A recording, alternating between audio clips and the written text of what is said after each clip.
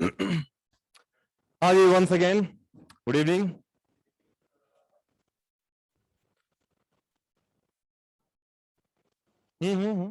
मैं तो खुद को देख रहा हूँ ना, उधर देखिएगा।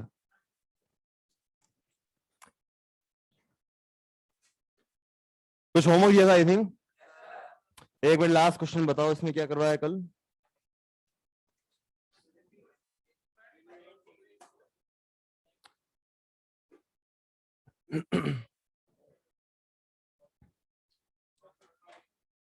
ठीक ठीक ठीक ठीक।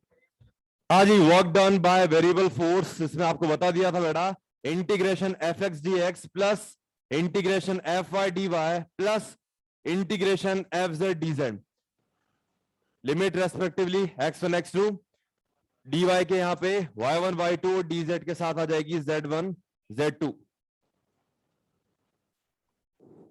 ये तब पूरा प्रोसेस अप्लाई करना होगा जब फोर्स के तीनों ही component I cap J cap और के कैप तीनों ही आपको गिवन है। मैंने जो आपको एग्जांपल एक कल करवा दिया था एक क्वेश्चन, उसमें ऑब्जेक्ट को आपने एक्स एक्सिस के अलोंग ही मूव करवाया था, तो वहां पर वाई और जेड को कैलकुलेट करने की जरूरत नहीं पड़ी थी। तो स्टार्ट करते हैं डिस्कशन। एक तो आई थिंक इलस्ट्रेशन 1 दिया होगा, इसमें कोई दिक्कत है किसी को? सबसे पहली बात तो ये कि इस क्वेश्चन में यानी इलस्ट्रेशन 1 के अंदर ऑब्जेक्ट का मास दिया है 2 किलोग्राम। ये कंफ्यूजिंग एंड अननेसेसरी डेटा है, इसका कोई यहां पर फ्रूटफुल मतलब यूज नहीं है। ये बन गया होगा आई थिंक। वैसे भी इलस्ट्रेशंस के तो आप बादशाह हैं, लेकिन मैं मानता हूं जिसने ईमानदारी से ट्राई किया बन गया होगा, क्योंकि यहां पर सिंपली एक्स पर ही डिपेंड कर रहा है। फोर्स आपको यहां पर दिया है 7 minus 2x plus 3x square. तो सिंपली आपको बेटा यहां पर इंटीग्रेशन एफ डी एक्स ही करना है, वर्क डन मिल जाएगा। और x की लिमिट क्वेश्चन में दी है 0 to 5, सिंपल इंटीग्रेशन। हमने जो थ्योरी पढ़ी है उसका काम बस इतना ही था कि आपको फोर्स को x के रेस्पेक्ट में क्या करना है, इंटीग्रेट। और लोअर लिमिट है 0, अपर लिमिट है 5। अरे कोई दिक्कत? तो इलस्ट्रेशन में तो शायद बस यही था। इसके बाद बिगिन बॉक्स 1 क्वेश्चन नंबर, हाँ जी, बिगिन बॉक्स 1 का क्वेश्चन नंबर 4। इस पे डाउट है किसी को? आसान है, 2x है, x का integration simply x square by 2 हो जाएगा, इजी है। Same goes with question number 5, 10 plus 0.5x हो गया हुआ इंटीग्रेशन। कितने से बन गया है क्वेश्चन? बहुत ही बढ़िया, पूरी क्लास कहा तो पर ये नजारा हमेशा बना रहे। किसी को डाउट है? Okay next question number 8। इसमें जिसको डाउट है वो हाथ ऊपर करे। चलो ठीक है, समझ लो इसको। सबसे पहले तो जो गिवन फोर्स है वो यहां लिख देता हूं, इट इज के ब्रैकेट में एक्स आई कैप प्लस वाई जे कैप। थोड़ा सा इस ब्रैकेट को ओपन करते हैं, के को मल्टीप्लाई कर देते हैं, तो के एक्स आई कैप प्लस के वाई जे कैप। अगर आप ठीक से देखें तो यहां पर फोर्स का जो एक्स कंपोनेंट है एफ एक्स, वो तो कितना हो जाएगा बेटा, के एक्स। और एफ वाई जो है वो क्या हो जाएगा अपने पास फिलहाल, के वाई। क्वेश्चन के अकॉर्डिंग किस पाथ पर ट्रेवलिंग हुई है? ओरिजिन से लेके गए हैं एक्स एक्सिस के अलोंग a,0। ये अपनी दो mutually perpendicular axis, X axis and Y axis. ये रहा ओरिजिन 0,0। सबसे पहले ऑब्जेक्ट ने इस पॉइंट O से कहां पर ट्रेवलिंग की है, एक्स एक्सिस के अलोंग पॉइंट A तक। और पॉइंट A का कोऑर्डिनेट है a,0। इसके बाद वाई एक्सिस के पैरेलली A से लेकर के B तक ट्रेवलिंग की है, और B का कोऑर्डिनेट है a,a। कोई दिक्कत? ये तो हमने अभी क्वेश्चन ड्रॉ कर लिया है, ठीक है। तो बेटा यहां पर सबसे पहले तो आप बात करते हैं कि जब पाथ ओ ए यानी एक्स एक्सिस के अलोंग चलेंगे तो क्या सिर्फ हमें एफ एक्स का ही वर्क कैलकुलेट करना होगा? अरे होगा नहीं होगा, क्योंकि एफ वाई तो कहां लग रहा होगा, वाई एक्सिस के अलोंग, और वो हमारे डिस्प्लेसमेंट की क्या हो जाएगा, परपेंडिकुलर। सेम वे में जब आप ए से बी जाओगे मतलब वाई एक्सिस के अलोंग, तब क्या सिर्फ एफ वाई का वर्क ही कैलकुलेट करना होगा? रीजन क्या रहेगा कि वहां पर एफ एक्स जो है वो कहां लगेगा, मोशन के परपेंडिकुलर एफ एक्स लगेगा राइट साइड, और हम ए बी में कहां ट्रेवलिंग करेंगे, अपवर्ड इस तरफ वाई एक्सिस के अलोंग। तो सबसे पहले तो आप यहां पर O टू A, ओरिजिन से पॉइंट A तक वर्क कैलकुलेट करते हैं एक्स एक्सिस के अलोंग। तो अभी हो जाएगा integration F x d x, इसको नाम दे देता हूं वर्क का फर्स्ट पार्ट W1। तो integration F x d x जब आप करेंगे तो बोलो बेटा एफ एक्स कितना है, के एक्स डी एक्स। एक्स की लिमिट आएगी, यहां पर जो वेरिएबल होता है अभी फिलहाल कौन है बेटा, एक्स, तो लिमिट भी किसकी आएगी, एक्स की।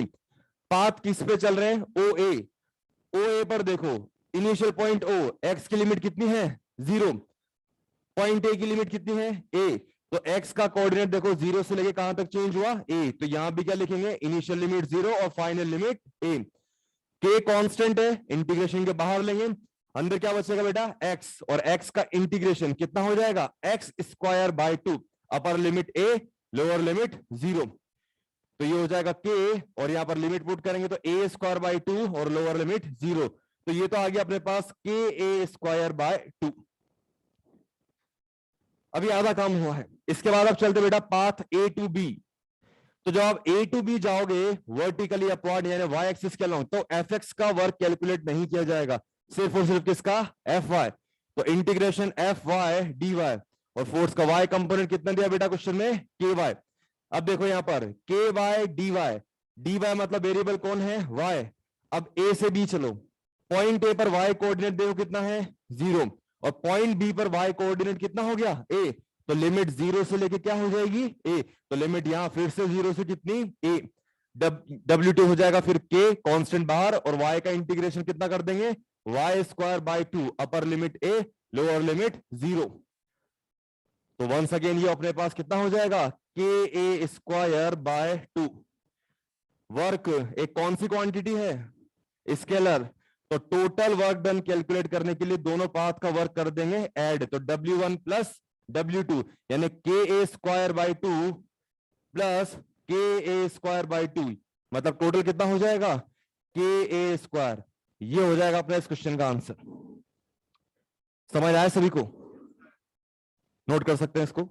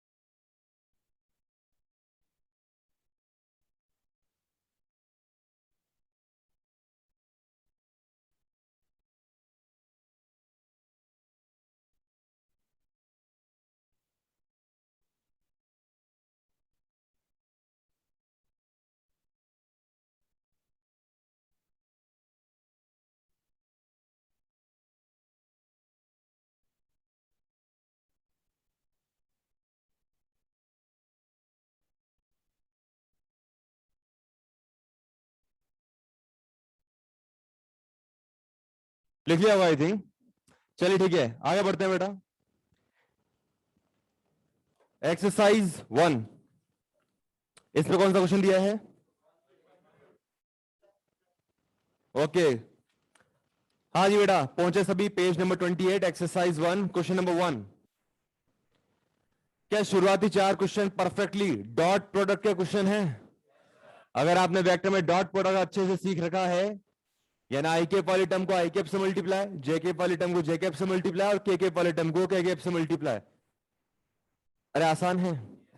फर्स्ट और सेकंड में तो आपको फोर्स और डिस्प्लेसमेंट डायरेक्टली दिया है। फर्स्ट में आप कर देंगे simply F dot D, second में हो जाएगा एफ डॉट एस, थर्ड में आपको बेटा R1 R2 इनिशियल और फाइनल पोजीशन वेक्टर दिए, तो क्या R2 minus R1 final minus initial करके डिस्प्लेसमेंट एस फाइंड कर लोगे, उसका गिवन फोर्स के साथ बेटा डॉट प्रोडक्ट कर लो, आसान है।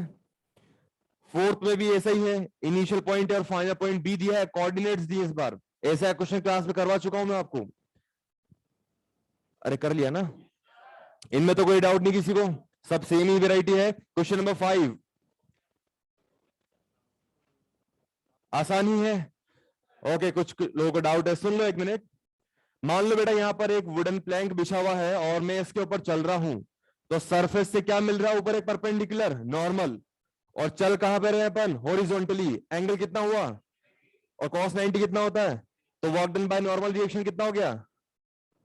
कंसेप्चुअल क्वेश्चन है। बिल्कुल ऐसे ही एक क्वेश्चन स्किप करो, छठा छोड़ो, सिक्स क्वेश्चन और सेवंथ पे आओ। क्या सेवंथ क्वेश्चन भी कंसेप्चुअल क्वेश्चन है, बता चुका हूं मैं आपको। Work done bye centripetal force is always, यहां पर स्ट्रिंग से कनेक्ट कर रखा है आपने स्टोन को, तो उसमें अंदर क्या है, टेंशन, और वो टेंशन यहां पे किसका रोल प्ले कर रहा है, सेंट्रीपिटल फोर्स, और उसका वर्क डन हमेशा कितना होता है। अब ये कंसेप्चुअल क्वेश्चन है, ये पता होना चाहिए आपको, क्योंकि क्वेश्चन में फिल्म तो ऐसी सजा रखी है, मास m दिया है, स्पीड v दी है, स्ट्रिंग की लेंथ l दी है, खूब कंफ्यूज किया है। हकीकत में क्वेश्चन क्या है, कंसेप्चुअल, सीधा आंसर कितना होगा, zero. Work done bye centripetal force is always zero. Question number 8 भी कंसेप्चुअल ही है।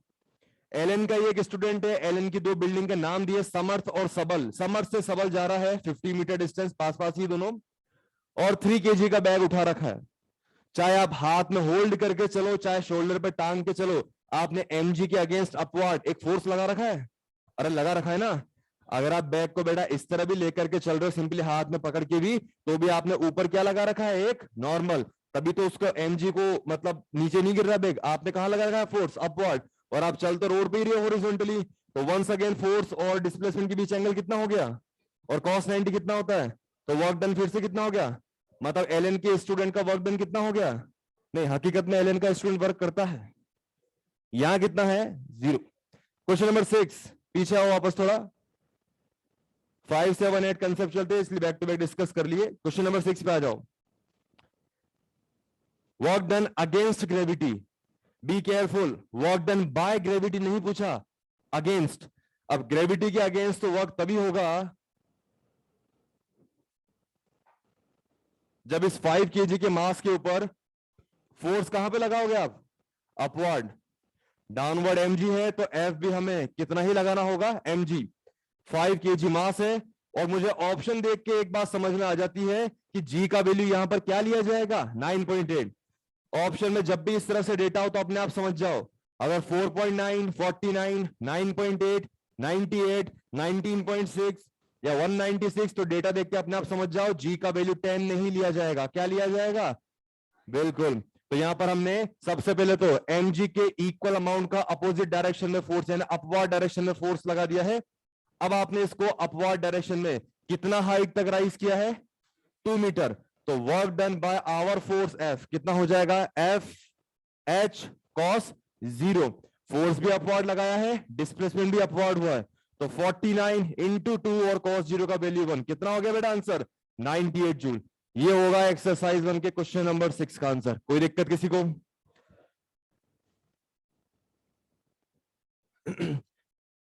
क्वेश्चन नंबर 9,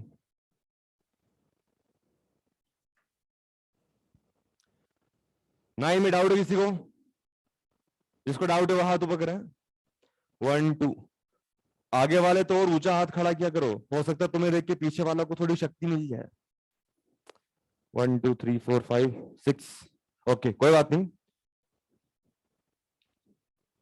बुक शेल्फ पे बेटा आपने 2 मीटर हाइट पे एक बुक को प्लेस किया है, तो इसका आंसर तो यही होगा, option 2, weight of book and height H पे डिपेंड करेगा।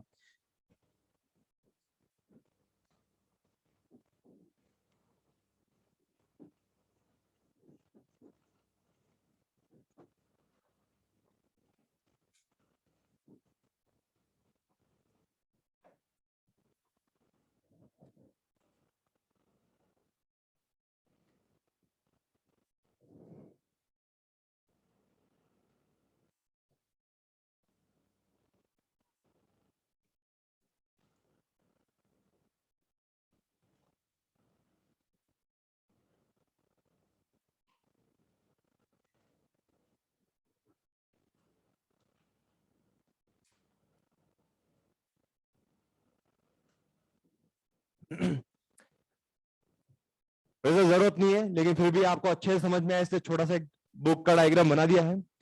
बिल्कुल सेम ही केस है। बुक का क्या कुछ वजन होगा? अरे होगा नहीं होगा।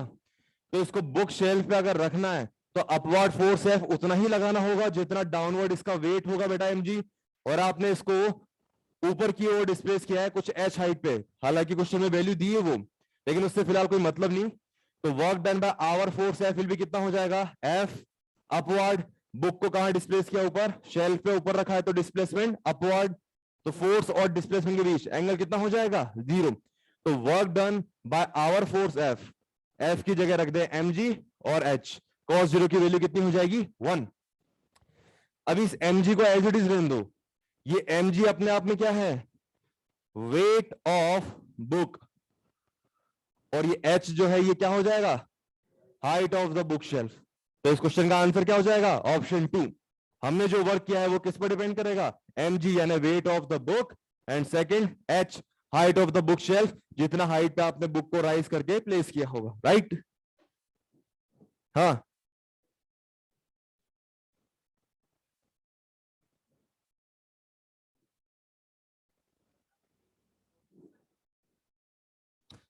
बेटा अपन फिजिक्स में क्रिटिकल पॉइंट पे चलते हैं। फिजिक्स में अपन चलते हैं क्रिटिकल। डाउनवर्ड कितना वेट है? mg। ठीक है, लेट सपोज 100 न्यूटन मान लेते हैं। तो मुझे 100 न्यूटन के बराबर ही ऊपर लगाना होगा। 100 न्यूटन ऊपर लगाते नीचे वाले 100 न्यूटन से क्या हो गया? Cancel out. मैंने कल भी इस बात शायद बोली थी या परसों जब भी लास्ट क्लास थी कि नेट फोर्स 0 होना इस बात की निशानी नहीं है कि आपने ऑब्जेक्ट को मूव कैसे किया। नेट फोर्स 0 होने का मतलब क्या 0 है? एक्सेलरेशन। और एक्सेलरेशन 0 होने का मतलब वेलोसिटी क्या है? कांस्टेंट। बात समझ में आई? तो आपने भी ऊपर सेम अमाउंट का mg के मैग्नीट्यूड का फोर्स f अपवर्ड लगा दिया, तो नेट फोर्स तो 0 है। अब आप कांस्टेंट वेलोसिटी से धीरे से उसको बुक को ऊपर प्लेस कर रहे हो। ठीक है,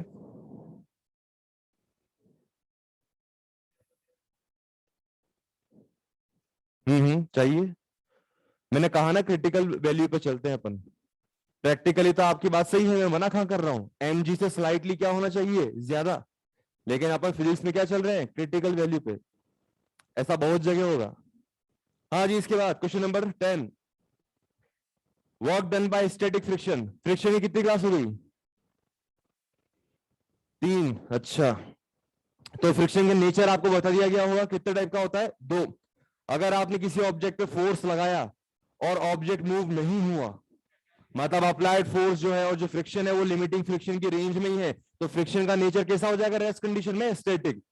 और अगर ब्लॉक मूव करता है, ऑब्जेक्ट मूव करता है, तो फ्रिक्शन का नेचर क्या है? काइनेटिक। अब मैं आपसे एक बहुत बढ़िया क्वेश्चन पूछूंगा, बहुत टॉप नॉच क्वेश्चंस में से एक है।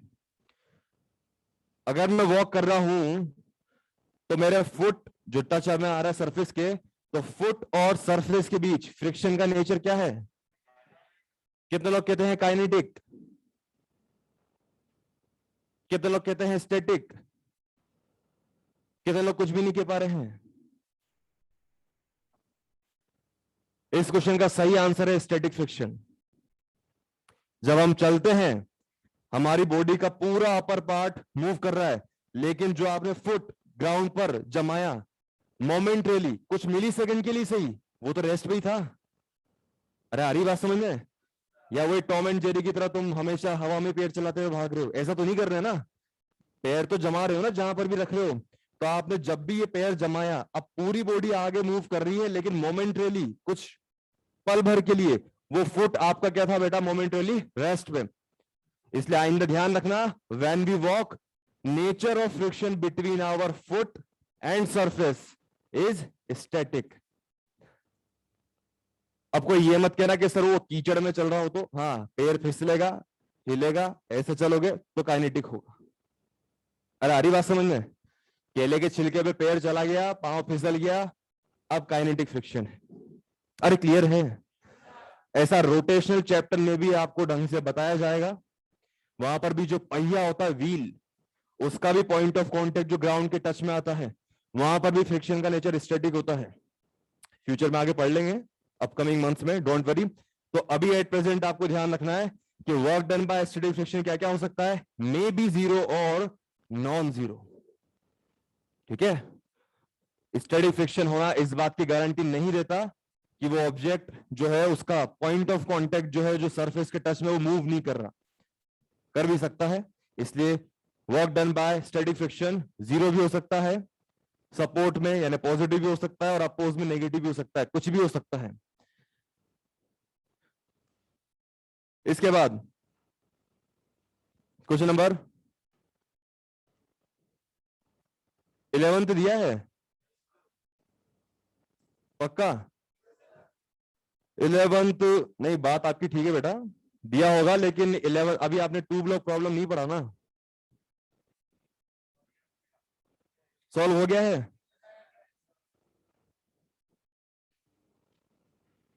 क्या आएगा इसका आंसर? सबको क्लियर हो गया? चलो बता देते हैं। वैसे 2 ब्लॉक प्रॉब्लम आपने नहीं पढ़ा है, मैं ड्रॉ करके बता देता हूं, किसी को दिक्कत है तो। क्वेश्चन नंबर 11 में नीचे वाली सरफेस तो बड़ा स्मूथ ही है।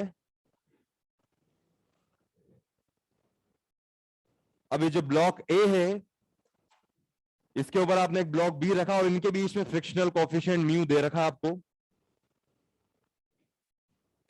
तो ए के ऊपर जब आप बेटा फोर्स एफ अप्लाई करते हो, ठीक है, इसको आप इस तरह से देखो कि आपने फोर्स किसके ऊपर लगाया? ए के ऊपर, तो बी इसका क्या करेगा? अपोज। आ रही बात समझ में? या फिर आप ऐसे सोच सकते हो, अगर आप अपने किसी फ्रेंड को जिसने हाथ पकड़ रखा आप खींच करके ले जाना चाह रहे हो, तो क्या दूसरा फ्रेंड अपोज करेगा? नहीं करेगा। तो सेम वे में ब्लॉक ए के ऊपर तो फ्रिक्शन कहां पे लगेगा? पीछे। और एक्शन रिएक्शन की वजह से, किसकी वजह से? बी तो क्या चाहता है? ए को रोकना, तो ये ए पर कहां लगाएगा फोर्स? पीछे। ए क्या चाहता है? बी, मेरा दोस्त, मेरा छोटा भाई, ये भी मेरे साथ चले, तो इस पर वही फ्रिक्शन कहां पे लगेगा? आगे। बात समझ में आई? जब हम वॉक करते हैं तो हम धरती माता को पीछे धकेलते हैं, बदले में वो हमें आगे धकेलती है, तभी तो हम चल पाते हैं। अरे होता ही नहीं होता। सेम वे में ए को आप मूव करा रहे हो तो ए पर तो फ्रिक्शन कहां लग रहा है? पीछे। तो ये तो हो गया एक्शन, इसका रिएक्शन बी पर कहां मिलेगा? फॉरवर्ड। तो बी पर फोर्स यानी फ्रिक्शन कहां पे है? फॉरवर्ड। और ये सिस्टम भी कहां मूव कर रहा है? फॉरवर्ड। तो work done by friction on B क्या होगा? पॉजिटिव, क्योंकि बी पर फ्रिक्शन कहां लग रहा है बेटा? आगे। और सिस्टम भी कहां मूव कर रहा है? कहां एक्सेलरेट हो रहा है? आगे। ये आगे 2 ब्लॉक प्रॉब्लम आप और डिटेल में पढ़ोगे, फ्रिक्शन के एंड में समझ में आ जाएगा। हाँ जी, इसके बाद क्वेश्चन नंबर 12।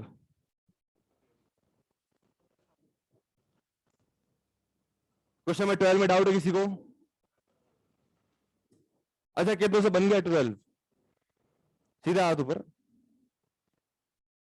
ऑलमोस्ट सबने किया है, पर सबका हाथ ऊपर नहीं है। जिनका हाथ ऊपर नहीं है वो बताएं क्यों नहीं है। आपको डाउट भी नहीं है, आपने किया भी नहीं है। देखो, अपने आप से ईमानदार रहें। जितना कॉन्फिडेंट और हार्ड वर्किंग आप इलस्ट्रेशंस में बनते हैं, उतना इधर भी रहें। अरे आ रही बात समझ में? 2 साल पढ़ लो अच्छे से।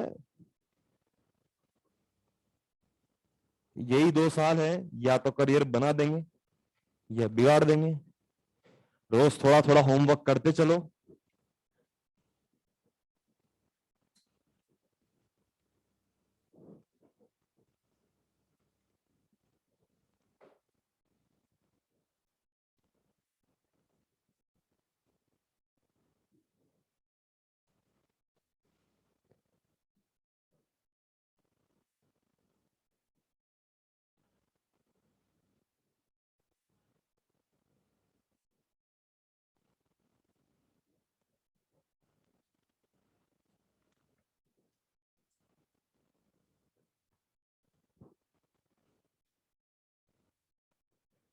चलिए ठीक है, सामने देखें।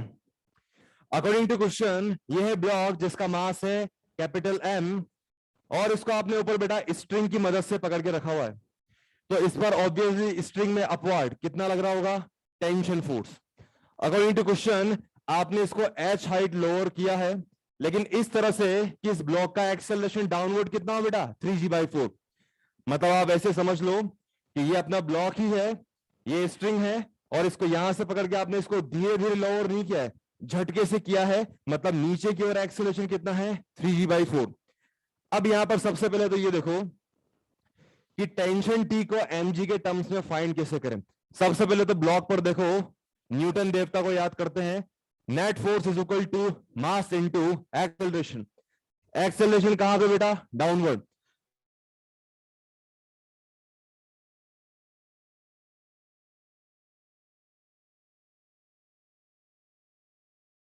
वो क्वेश्चन में गिवन है, इट इज 3g/4। तो mg माइनस टी बराबर 3mg/4, तो t कितना हो जाएगा? mg minus 3mg/4। ये आ गया अपने पास टेंशन फोर्स mg/4। ये तो आपकी प्रीवियस नॉलेज है जो एनएलएम में आप ऑलरेडी पढ़ चुके हो। किसने स्यूडो फोर्स मांगे कर लिया, वो भी सही है। टेंशन टी तो इतना ही आएगा mg/4। और एक बार जब टी आ गया है तो work done by this tension, work done bye string can be calculated. Tension कहां लग रहा है? अपवर्ड। डिस्प्लेसमेंट कहां पे हुआ है? एंगल कितना हुआ? तो ये आंसर हो जाएगा टी एच कॉस 180। यानी work done by tension in string will be minus T H. अभी टी का वैल्यू आपने अभी अभी एकदम ताजा ताजा फाइंड किया है, रख दो तो कितना हो जाएगा? -mgh/4। This is the answer. Easy I think. इसमें वर्क का काम तो बस ये इतना ही था, लास्ट के 2 लाइन। बाकी तो ये एनएलएम की नॉलेज है आपकी, ठीक है।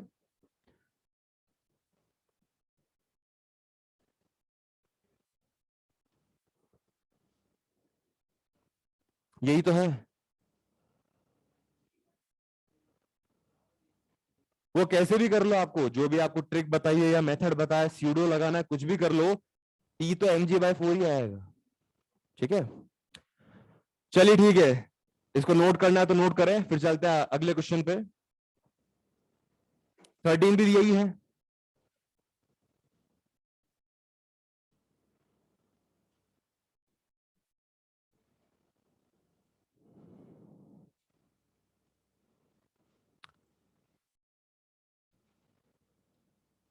कर लो, ये नोट कर लो जिसको करना है फटाफट।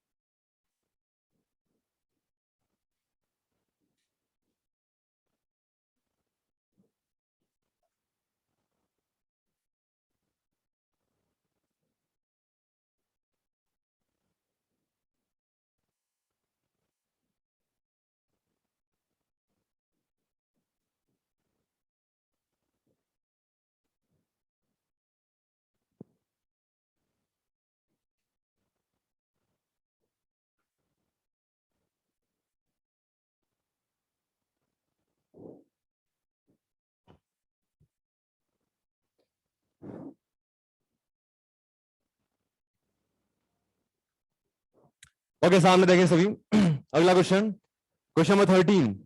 वैसे तो ये कंसेप्चुअल क्वेश्चन है, बिना पेन का यूज किए भी इसका आंसर हम बता सकते थे कि work done by tension will be कितना होगा बेटा? 0। लेकिन फिर भी किसी को कंफ्यूजन ना हो इसलिए पूरा ड्रॉ कर दिया है। थोड़ा सा स्पाइन स्ट्रेट, निगाहें बोर्ड पे, समझ लें सभी। बन गया तो भी अच्छी बात है, सामने सीख लें बेटा। यहां पर क्वेश्चन में राइट वाला जो ब्लॉक है कैपिटल एम, इसका मास दूसरे वाले स्मॉल एम से क्या है? ज्यादा। तो क्या ये नीचे की ओर एक्सेलरेट होगा? यानी इसका डिस्प्लेसमेंट डी भी कहां पर होगा? डाउनवर्ड। लेफ्ट वाला यानी स्मॉल ब्लॉक जो है स्मॉल एम, ये कहां पे एक्सेलरेट होगा? अपवर्ड। तो इसमें डिस्प्लेसमेंट भी कहां पे होगा बेटा? अपवर्ड। मतलब ये सिस्टम जो है कुछ इस तरह से मूव करेगा। अब यहां पर देखते हैं वर्क डन बाय टेंशन कितना होगा। तो work done by tension on capital M and work done by tension on small M. Capital M के ऊपर देखो वर्क कितना होगा, प्लस या माइनस? माइनस, क्योंकि कैपिटल एम के ऊपर टेंशन स्ट्रिंग में कहां लग रहा है बेटा? अपवर्ड। और डिस्प्लेसमेंट कहां पे हुआ? डाउनवर्ड। तो बोलो कितना हो जाएगा ये? तो T d cos 180। Work done by tension T on small M, tension कहां पे लग रहा है बेटा? अपवर्ड। और ये एक्सेलरेट ऊपर हो तो इसका डिस्प्लेसमेंट भी कहां पे होगा? अपवर्ड। तो टी और डी सेम डायरेक्शन में, तो इस बार इधर कितना हो जाएगा? T d cos 0। तो एक हो गया माइनस टी डी, एक हो गया प्लस टी डी, कट के कितना हो गया? तो work done by tension on the entire system is 0। समझ आया सभी को? हम्म।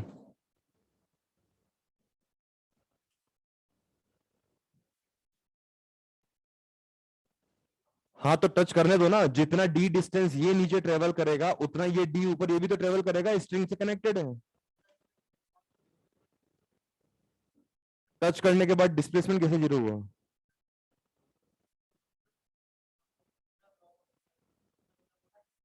अरे बेटा टच करे या ना करे, कैपिटल एम मास का ब्लॉक जब डी डिस्टेंस नीचे आ जाएगा तो ये भी तो डी डिस्टेंस ऊपर मूव करेगा। तो स्ट्रिंग में जो टेंशन है, जितना नेगेटिव वर्क यहाँ है उतना पॉजिटिव वर्क यहाँ है, तो कट पिट के कितना हो गया? जीरो। टचेस से मतलब सिर्फ इतना सा है कि डिस्प्लेसमेंट कितना हो चुका है? डी। और स्ट्रिंग से कनेक्टेड है तो जितना डी डिस्टेंस ये ट्रेवलिंग करेगा नीचे की ओर, उतना ही डी डिस्टेंस इसको ट्रेवलिंग करनी पड़ेगी लेफ्ट वाले को। इसका मतलब सिर्फ इतना सही है, ठीक है? बिल्कुल। क्योंकि अभी हम दो बातें और पढ़ लेंगे, इंटरनल और एक्सटर्नल। यहां पर सिस्टम के अंदर का इंटरनल फोर्स है, ये दोनों ब्लॉक आपस में स्ट्रिंग से कनेक्टेड है, तो टी यहां पर कौन सा फोर्स है? इंटरनल। और इंटरनल फोर्सेस का यूजुअली वर्क डन आपस में कट पिट के जीरो हो जाता है। चलिए ठीक है, अगला 14 दिया है। 14 तो नहीं दिया, ठीक है। तो 1 से 13 तक हो गए, इसके बाद 18 दिया है।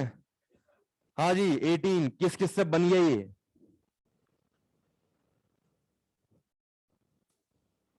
हाँ बताओ कैसे हुआ?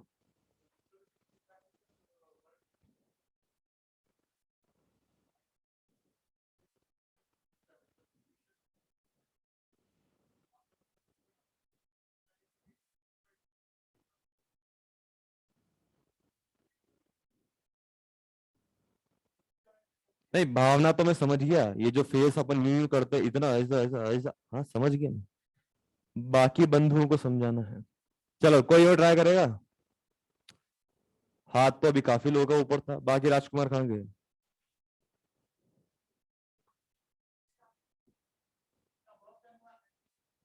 हम्म।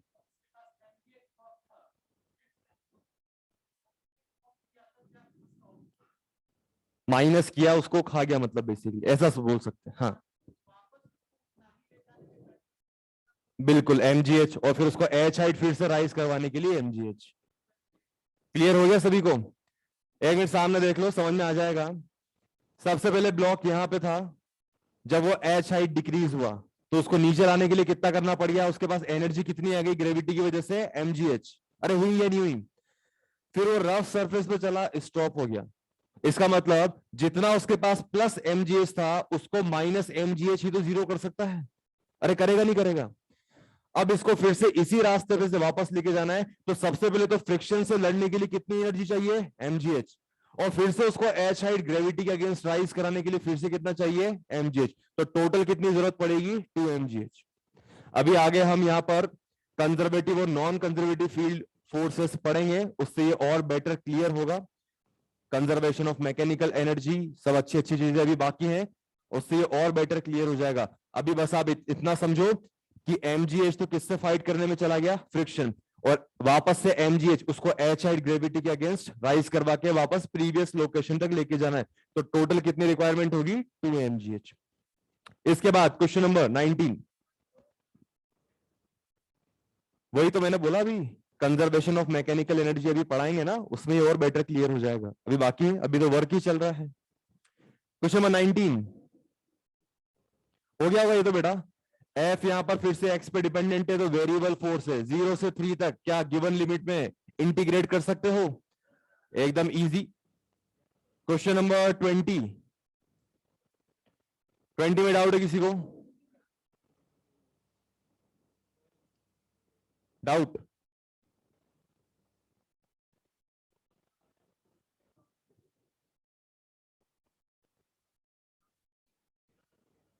हम्म। बिल्कुल।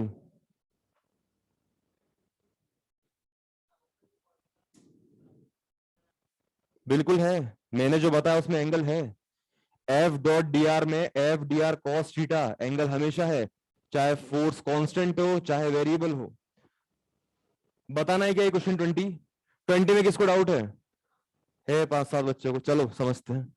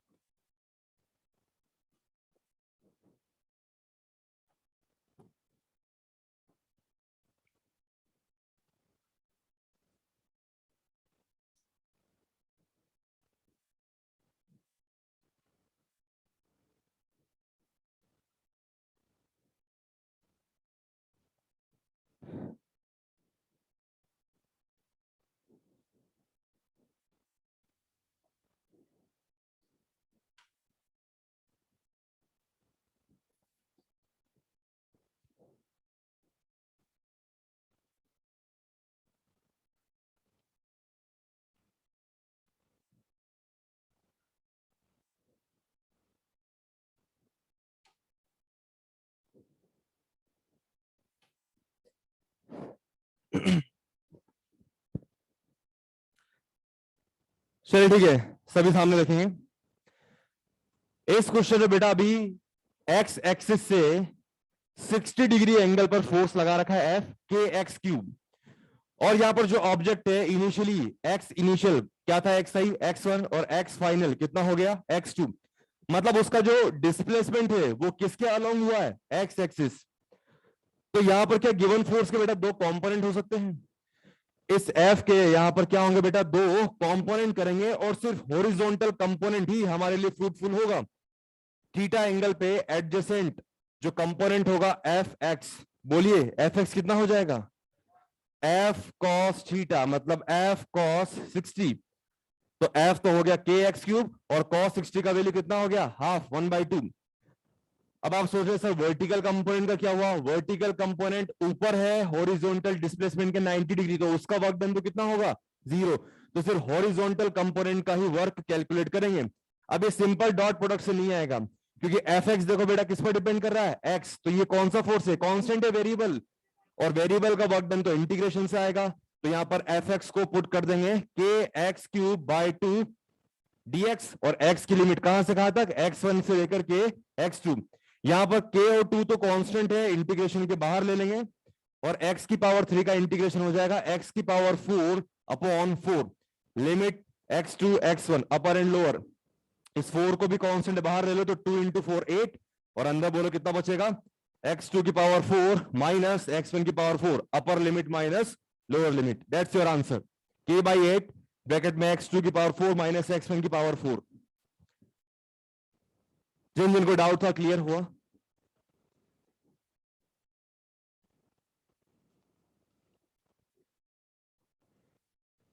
इतना ही था आई थिंक, और भी कोई क्वेश्चन है।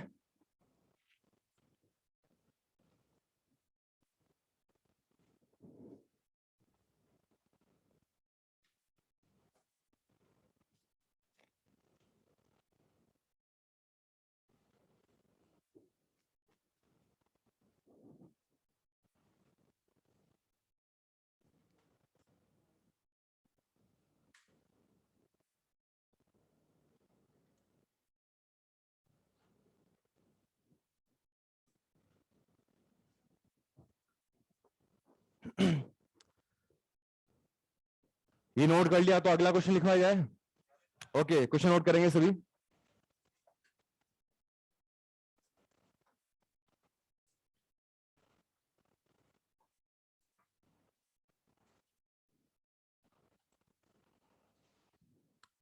Find work done by force F,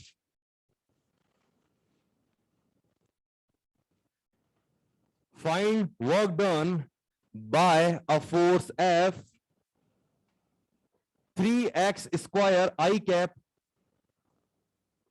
minus 4y j cap plus 3k cap newton. Find work done by force F is equal to, F के ऊपर वेक्टर का मार्क लगाएं, find work done by force F is equal to 3x square i cap minus 4y j cap plus 3k cap newton, which displaces a particle from, which displaces a particle from point A, from point A के bracket में उसके coordinates लिखे 0,1,2, from point A 0,1,2 to point B 1,2,1, which displaces a particle from point A to point B। A और B के coordinates bracket में लिख दिए हैं, A का कोऑर्डिनेट है 0,1,2, B का कोऑर्डिनेट 1,2,1। हो जाएगा सभी से। यहां पर तीनों पार्ट कैलकुलेट करने होंगे, F x F y F z तीनों दिए हैं, करें सॉल्व करें सभी।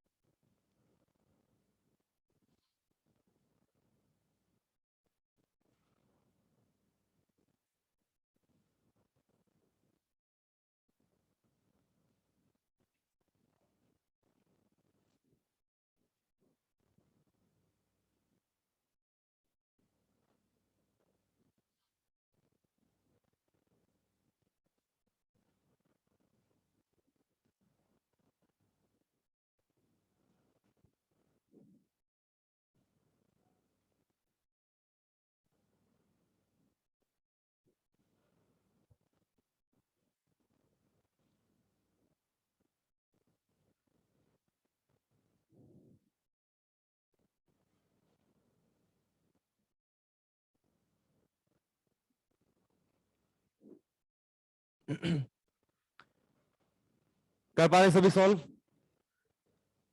कैलकुलेशन है थोड़ी सी। The answer will be -8 joule. Good good, बन रहा है सभी से, बाकी लोग भी करें। ऑनलाइन भी मैक्सिमम लोगों ने सॉल्व कर लिया है। -8 जूल।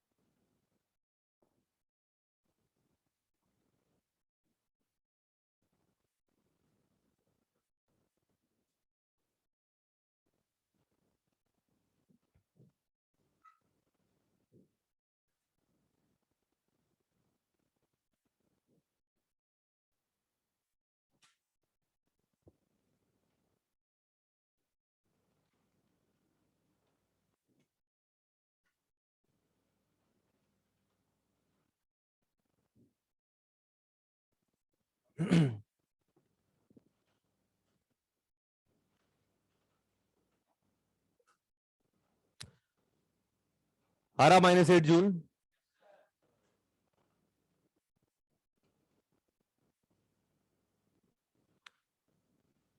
तो अपना कॉन्सेप्चुअल पार्ट तो बस ये शुरुआत की 2 लाइन ही है।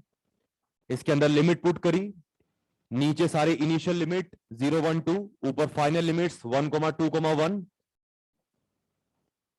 fx 3x² है, fy है -4y, माइनस साइन लेना जरूरी है, और fz है ओनली 3। सिंपली सॉल्व करेंगे, upper limit minus lower limit करेंगे, your answer will be -8 joule. आसान है आई थिंक।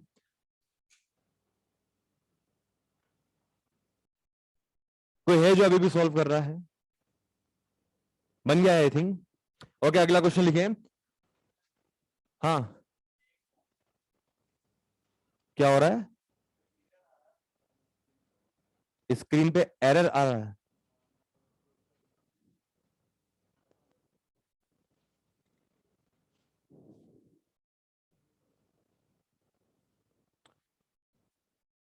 यहां तो कुछ नहीं है। नहीं नहीं।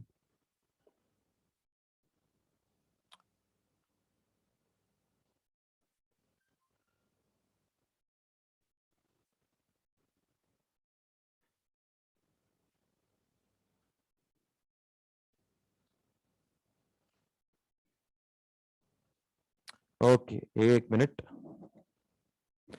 आप लोग क्वेश्चन लिखें जितने इस मैटर को सॉल्व करवाते हैं। ऑनलाइन वाले साथी चिंता ना करें। आई अंडरस्टैंड, थोड़ा सा स्क्रीन स्क्रीन यहाँ पे हिल रही है बार बार, कोई बात नहीं। क्वेश्चन यहाँ पे एक लिखवा देते हैं, इसको फिर सॉल्व करवाते हैं। हाँ जी, नोट करें सभी। Find work done by a force, find work done by a force F is equal to y i cap plus x² j cap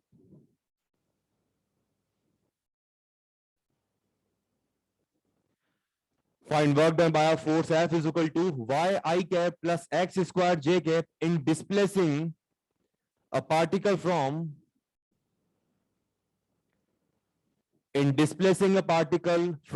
point A 0, 0 to point B 2, 4. Displacing a particle from point A 0, 0 to point B 2, 4 along a path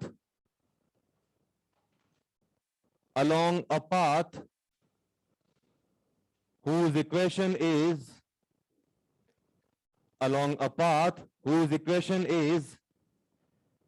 y is equal to x square.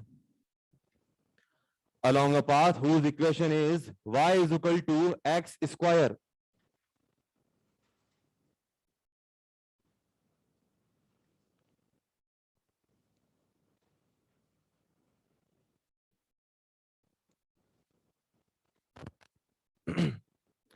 करें आप लोग, solve करें, कोशिश करें।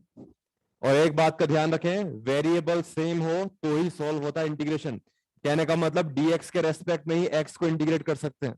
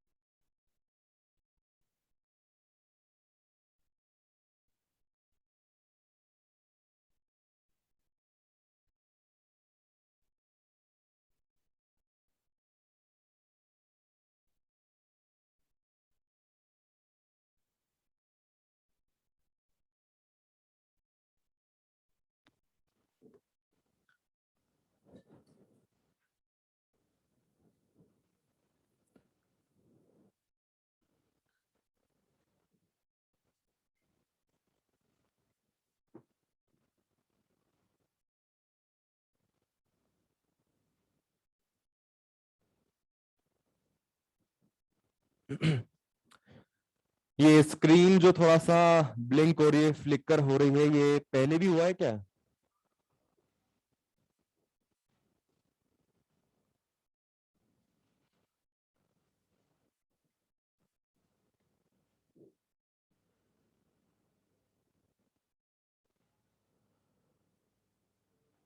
कमाल है, सब कह रहे हैं यस सर फ्लिकर हो रही है, पर आंसर सबका आ गया 32/3।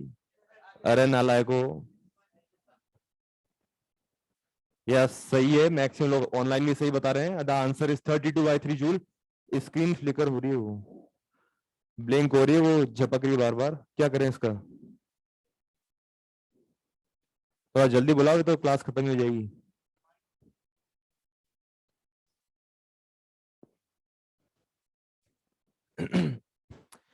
चलो ठीक है, समझ लो इसको।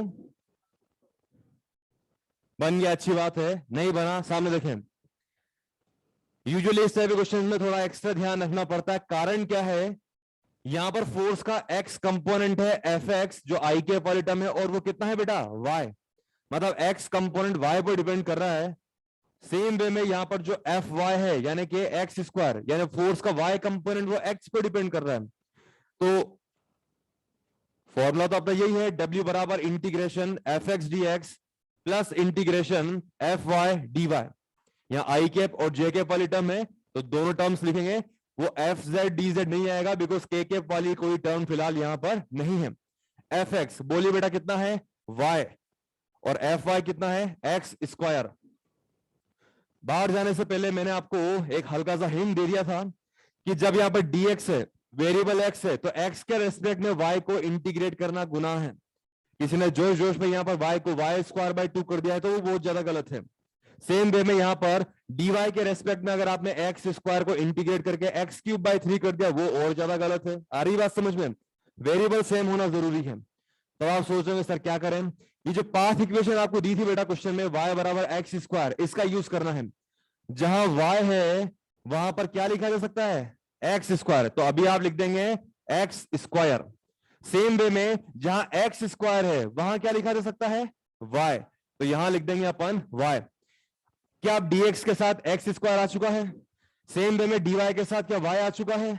अब बस बिंदास लिमिट पुट करो। क्या है x की लिमिट, 0 से लेकर के कहां तक चेंज हुई है, 2, और y की लिमिट 0 से लेकर के 4। अब आप इसको इंटीग्रेट कर ले, एक्स स्क्वायर का तो हो जाएगा x³ by 3, upper limit 2, lower limit 0, और यहां पर y का इंटीग्रेशन हो जाएगा y²/2, लिमिट 4 एंड 0।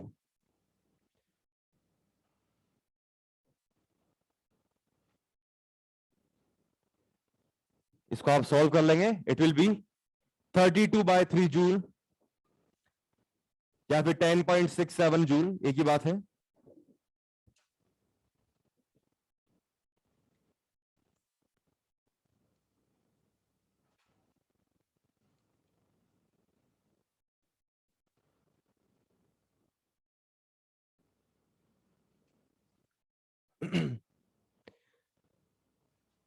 स्क्रीन हिल रही है, अंडरस्टैंड, इसलिए आगे नहीं पढ़ा है, बस ये क्वेश्चन सॉल्व करा है। स्क्रीन ठीक करवा लेते हैं पहले। नुकसान किसी का नहीं होने दिया जाएगा, डोंट वरी।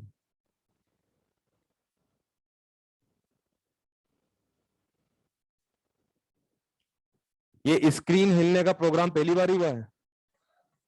अब मैं ये भी नहीं पूछ सकता कि पहले ऐसा हुआ है तो उस वक्त क्या सोल्यूशन किया गया है। होता तो अपन करते।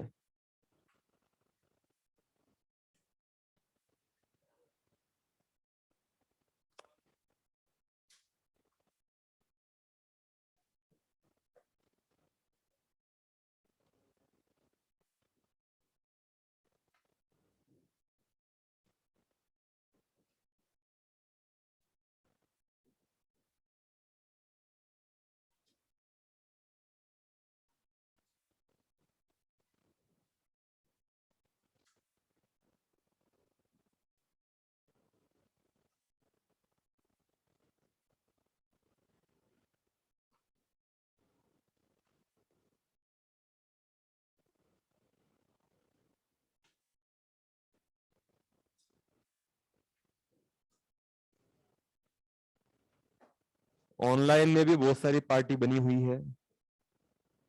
कोई कह रहा है सर स्क्रीन हिल रही है, दूसरा कहता है स्क्रीन एकदम सही हो चुकी है, कोई कह रहा है रुकिए सर नुकसान हो जाएगा, कोई कह रहा पढ़ाइए सर चलने दो। जोर से बोलो जय माता दी। वाह, एक महाराज का कमेंट बहुत ही बढ़िया है। सर आप कंटिन्यू करें, बड़े बड़े देशों में से छोटी छोटी बातें चलती रहती हैं। नाइस। 2-5 मिनट वेट कर लेते हैं। स्क्रीन थोड़ा फ्लक्चुएट हो रही है, पर ऐसा भी नहीं है कि कुछ नजर ना आ रहा हो। लेकिन अगर डिससेटिस्फेक्शन है 2-4 बच्चों को तो रुकना पड़ेगा। ये हो गया ना? अच्छा, मतलब आप लोग फ्री हैं तो आपको एक क्वेश्चन दे देते हैं।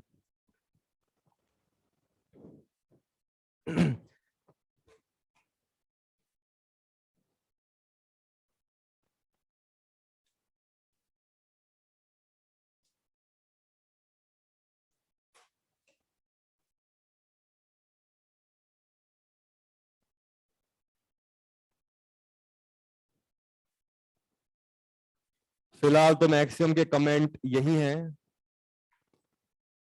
स्क्रीन ठीक है आप पढ़ाइए सर।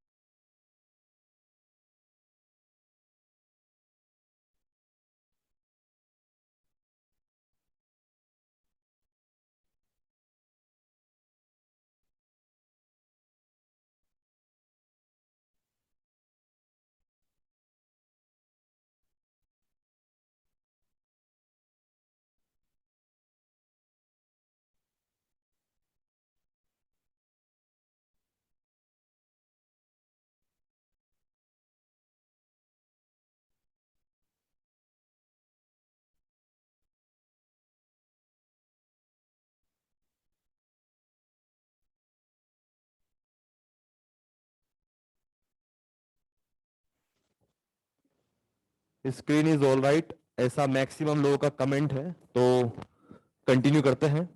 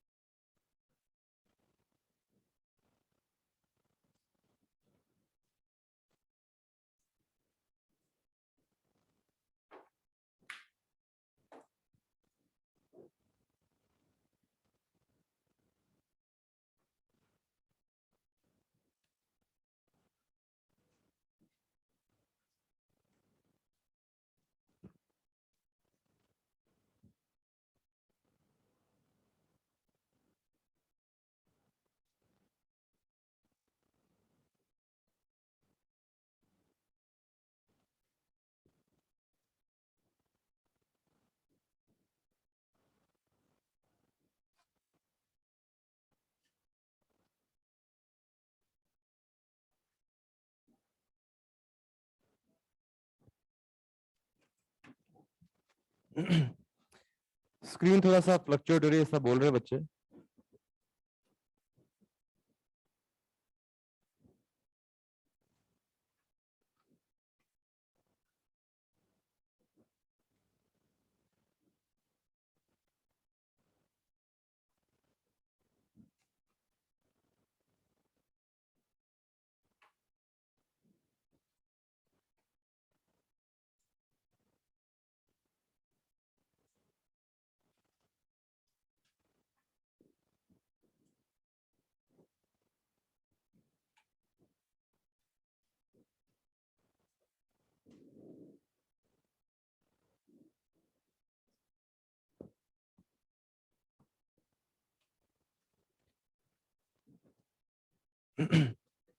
सेशन ही क्लोज कर दिया गया है।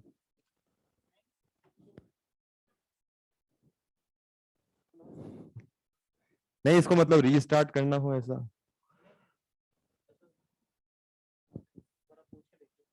बच्चे तो बोल ही रहे ना ऑल परफेक्ट ऑल ओके, बस ये बीच बीच में फ्लक्चुएट होती है तो कुछ लोग के ब्लर आ रही है, तो ब्लर वाले मैसेज भी हैं। अब पता नहीं सही में ब्लर है या फिर इनको आंदोलन कर रहे हैं, मजा आ रहा है।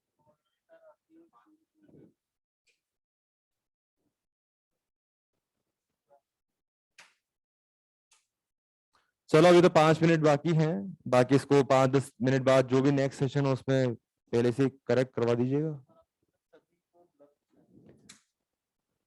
सभी को कहाँ दिख रहा, मना कर रहे हैं ना, सब कुछ कह तो रहे वो क्लियर है। पूछूं? हाँ जी, सभी स्टूडेंट्स को ब्लर दिख रहा है क्या, रिप्लाई कीजिए। अरे तुम नहीं, ऑनलाइन वालों को कह रहे।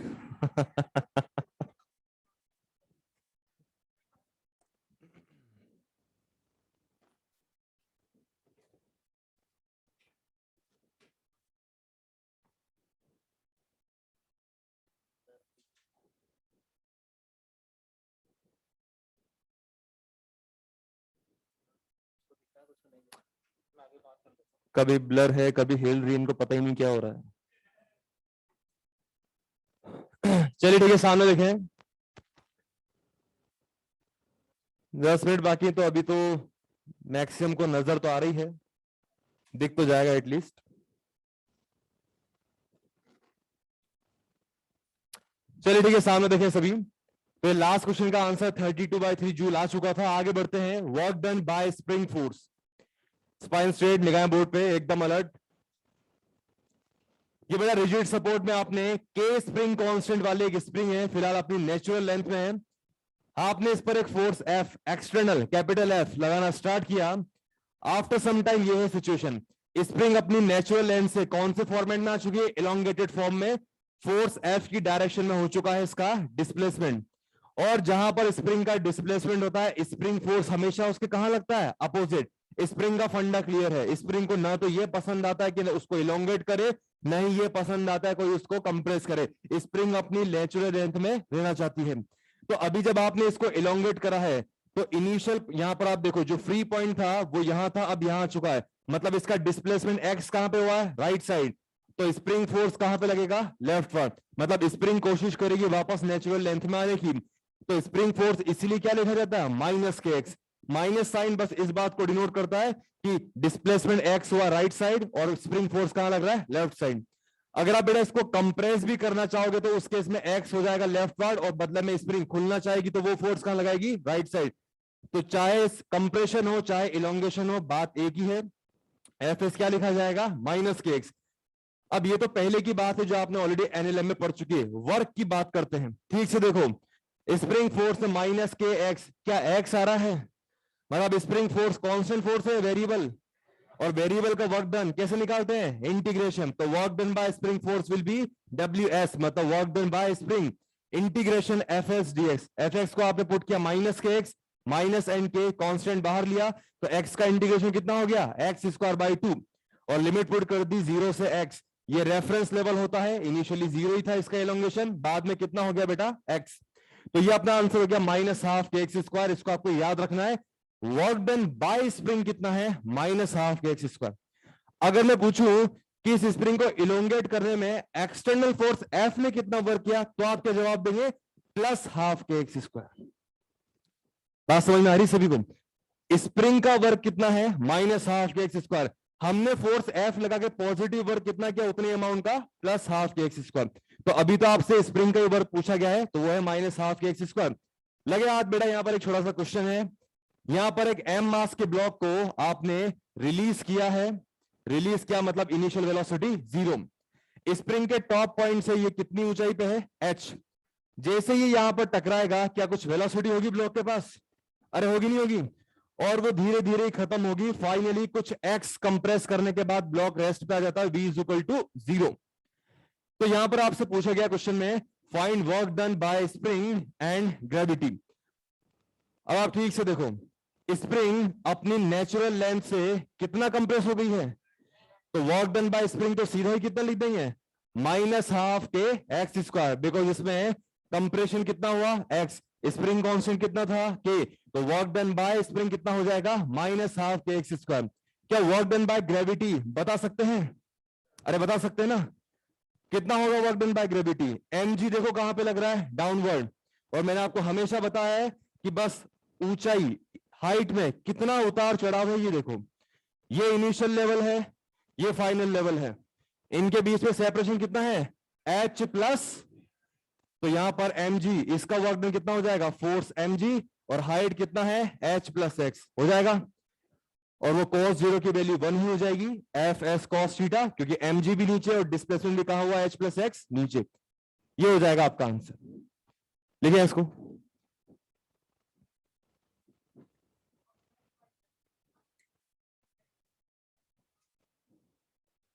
नहीं, वर्क डन बाय ग्रेविटी तो इतना ही है, ग्रेविटी का तो इतना ही है, माइनस हाफ के एक्स स्क्वायर तो स्प्रिंग का है। हम्म।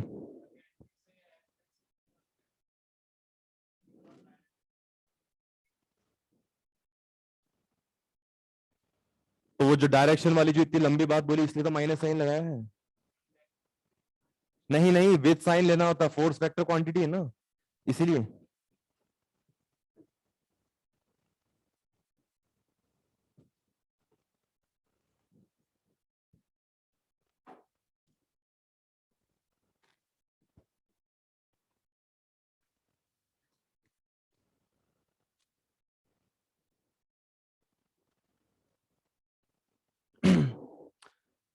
ऑनलाइन डाउट है सर, ये के क्या है, के बेटा स्प्रिंग कांस्टेंट है। एक ने पूछा स्प्रिंग का भी मास कंसिडरेशन में लेंगे, बेटा स्प्रिंग हमेशा आइडियल मानी जाती है, massless, just like pulley and string.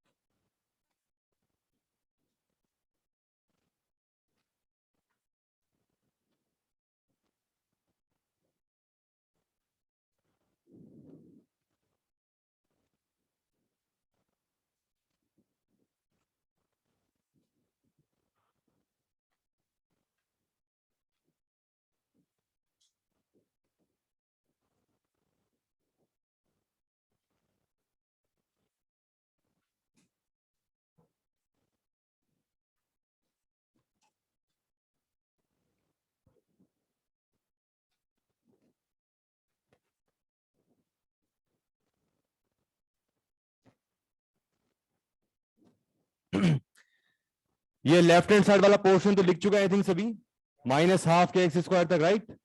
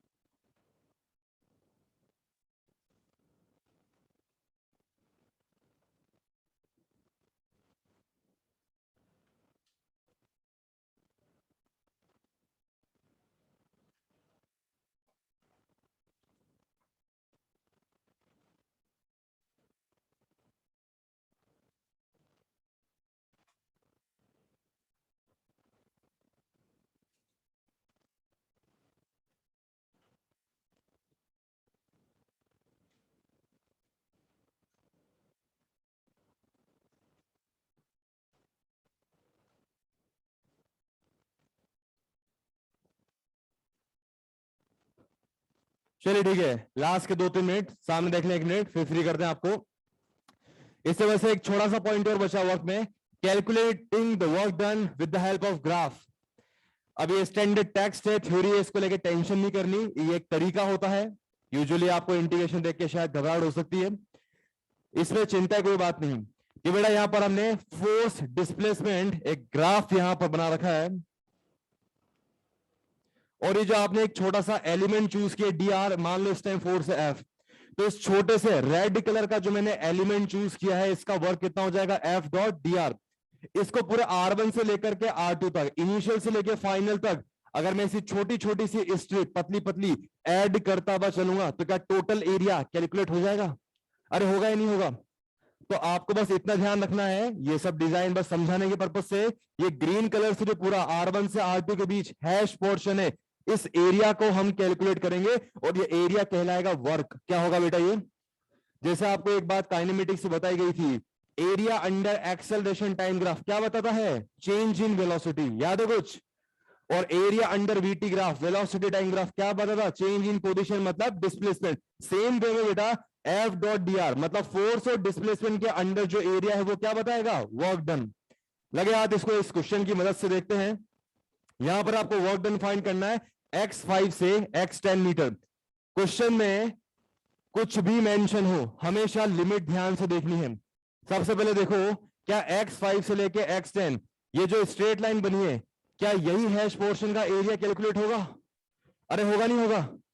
यहां पर बेटा ये स्ट्रेट लाइन है, तो ये जो हमने ग्रीन से हैश किया है बस यही एरिया कैलकुलेट करना है, क्योंकि यही होता है work. Work is equal to area under force displacement graph मतलब एफ ग्राफ। कितना होगा ये एरिया? ट्रेपेजियम बन रहा है, अरे बन रहा है या नहीं? और ट्रेपेजियम का एरिया क्या होता है? Half into sum of parallel sides into height. Parallel side कौन कौन सी बन रही है? देखो, ये वाली हाइट कितनी बन रही है? 3, और ये वाली साइड तो 3 + 6 कितना हो गया? और ये जो हाइट है मतलब इन दोनों के बीच का डिफरेंस 5 और 10 के बीच का डिफरेंस, ये कितना बनेगा? 5। तो ये हाइट कितनी बनी? 5। कितना हो गया बोलो? ये 45/2 जूल या फिर 22.5 जूल। क्लियर है सभी को? अगला जो क्वेश्चन है, वैसे ये आपको करने को देना था लेकिन टाइम हो गया इसलिए मैं ही एक्सप्लेन कर देता हूं। एफ ग्राफ है और आपको कैलकुलेट करना वर्क पूरे 0 से लेकर के कहां तक बेटा? 6 मीटर। लिखे नहीं? लिखे नहीं? सुन लो, बहुत अच्छा क्वेश्चन है। क्या यहां पर ये वाली वैल्यू और ये वाली वैल्यू मिसिंग है? लेकिन हमें खुद ही कैलकुलेट करनी है। क्या tan 45 1 होता है? मतलब परपेंडिकुलर और बेस दोनों क्या होंगे? tan 45 मतलब tan थीटा, यही तो होता है, परपेंडिकुलर अपॉन बेस। अगर बेटा ये वैल्यू 1 है मतलब परपेंडिकुलर 1, और ये tan 45 बनेगा तो ये भी कितना होना चाहिए? मतलब ये वैल्यू कितनी हो गई? 1। अगर ये एंगल 45 है तो ये भी कितना होना चाहिए? और ये वैल्यू अगर यहाँ -3 है तो लेंथ वाइज बात करें तो ये अगर परपेंडिकुलर 3 है तो ये बेस भी कितना होना चाहिए? 3। तो 1 में अगर 3 ऐड करोगे मतलब ये वैल्यू कितनी बनेगी? क्या आप एरिया कैलकुलेट कर सकते हो? ध्यान रहे, वर्क कैलकुलेट हो रहा है तो ट्राइंगल ये जो ऊपर बन रहा है इसका एरिया तो क्या लेंगे? पॉजिटिव, और ये नीचे जो ट्रेपेजियम बन रहा है इसका एरिया क्या लेंगे? नेगेटिव। बात समझ में आई सभी को? छापो इसको फुर्ती से। क्या चीज? इंटीग्रेशन का यूज नहीं है, इंटीग्रेशन बस इस चीज को बता रहा है कि ये कंटिन्यूस जो आपका एरिया है इसको इस तरह से कैलकुलेट कर, ये लिखने का तरीका है। करना तो एरिया कैलकुलेट ऐसे ही आपको।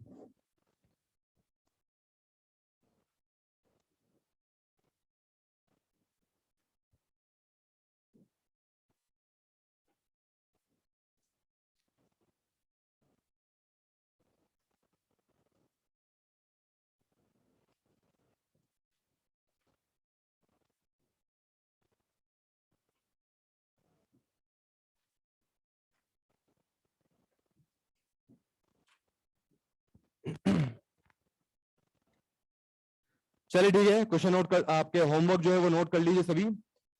वैसे इलस्ट्रेशंस में तो अब शायद एक ही बचा है, इलस्ट्रेशन नंबर 4। होमवर्क नोट कर ले बेटा, इलस्ट्रेशन नंबर 4। इलस्ट्रेशन नंबर 4 नहीं नहीं, इलस्ट्रेशन 4 कहां दिया बेटा, ग्राफ है तो अभी कहां दिया। इलस्ट्रेशन 4 के बाद बिगिनर बॉक्स 1, इसमें जो भी क्वेश्चन बचे हैं और 3 ही बचे हैं, question number 3, 6 and 10। Beginner box 1, question number 3, 6 and 10, exercise 1। इसमें आप करेंगे बेटा क्वेश्चन नंबर 14, 15, 16। एक्सरसाइज 1 में क्वेश्चन नंबर 14, 15, 16 के बाद 21, 22, 23। 21, 22, 23 तीनों ग्राफ के क्वेश्चन है। इसके बाद एक्सरसाइज 2। एक्सरसाइज 2 में आप करेंगे बेटा क्वेश्चन नंबर 9। एक्सरसाइज 2 में करेंगे आप क्वेश्चन नंबर 9 के बाद 12, 13। एक्सरसाइज 2 का क्वेश्चन नंबर 9, 12, 13, 16, 18, 19। 16, 18, 19 ट्राई कर पाएंगे सभी। ओके बेटा, मिलते हैं नेक्स्ट क्लास में। Thank you.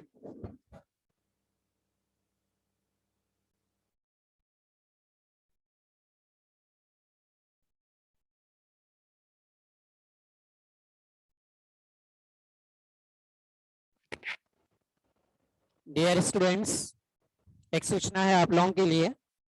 जिन स्टूडेंट्स ने आरटीपीसीआर की जांच नहीं करवाई है, उन स्टूडेंट्स के लिए कल दिनांक 11/9/2021 को साकार कैंपस में जांच कैंप टाइमिंग रहेगा 11 से 5 PM।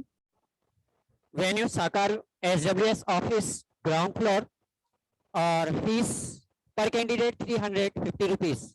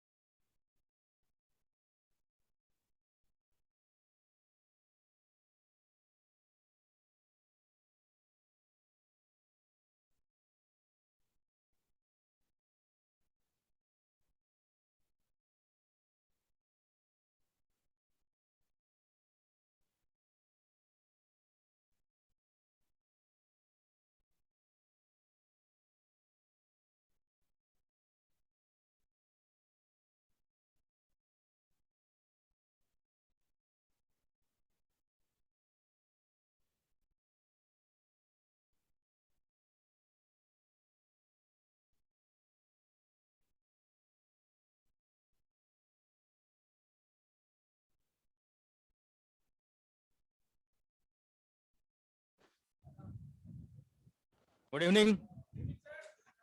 और सब बढ़िया? बैठ जाओ, जल्दी जल्दी आ जाओ।